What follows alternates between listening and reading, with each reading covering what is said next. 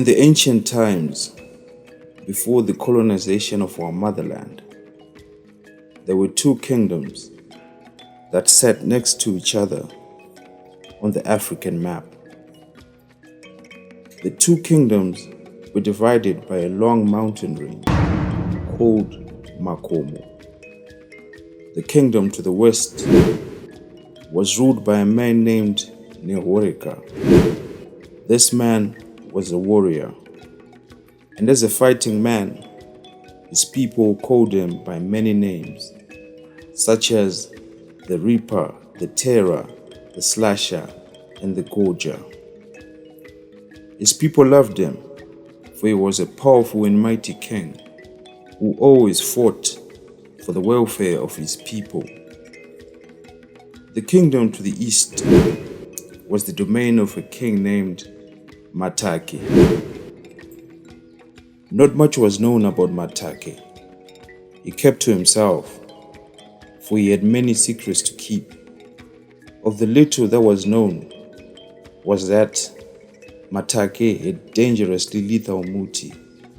Some people called it magic, others witchcraft. Either way, Matake was a feared and well-respected man. With each king powerful in their own way, the two kingdoms lived in absolute peace and harmony for many years. The lands upon which they lived were rich in natural resources, and so the peoples of both kingdoms kept large herds of cattle, for there was enough grass and water to sustain a great many beasts. Each kingdom was a separate and independent entity, sharing only one thing between them: the waters of the mighty Mutoko River. This river provided life-giving water to both kingdoms, and right before the border of the two kingdoms, the river split into two, with one channel flowing into Nehoreka's kingdom, while the other continued into Matake's domain, where the river had gathered itself to rest and had formed a great lake called Lake Mutoko.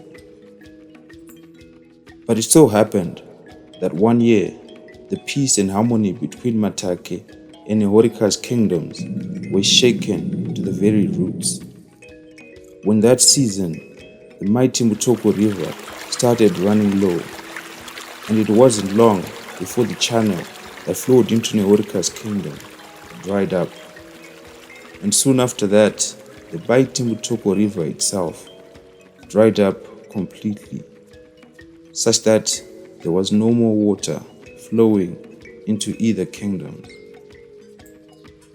For Nehoreka, this was a complete disaster, as the lack of water soon started killing his people's cattle. But fortunately for Matake, the Lake Mutoko in his kingdom was still teeming with water, and so his kingdom wasn't at all affected by the drying up of the river. Matake had hoped that the water in the lake would be enough for his people and their livestock until the next rains come. But his neighbor, Nehoreka, was out of options, and so for the very first time, Nehoreka approached Matake to ask that livestock from his kingdom be allowed to the lake to drink. But Nehoreka was shocked by Matake's unwillingness to help. Matake didn't want to risk depleting the waters of the lake, and he knew very well that Nehoreka's kingdom was home to thousands of cattle, enough to drink the lake dry if given enough time. Putting his people's welfare first, Matake declined to help Nehoreka, but over and over again, Nehoreka kept on pleading with him, until Matake finally gave in. The reluctant Matake agreed, but he placed a steep price for his water to act as a deterrent. He asked that 10% of the cattle that drink would remain in his kingdom as payment. So for every 100 beasts, they would have to give 10, and for every 1,000, they would have to leave 100 to pay as the price for using Matake's water. But since he had no other options, out of sheer desperation, Nehorika agreed to these steep terms.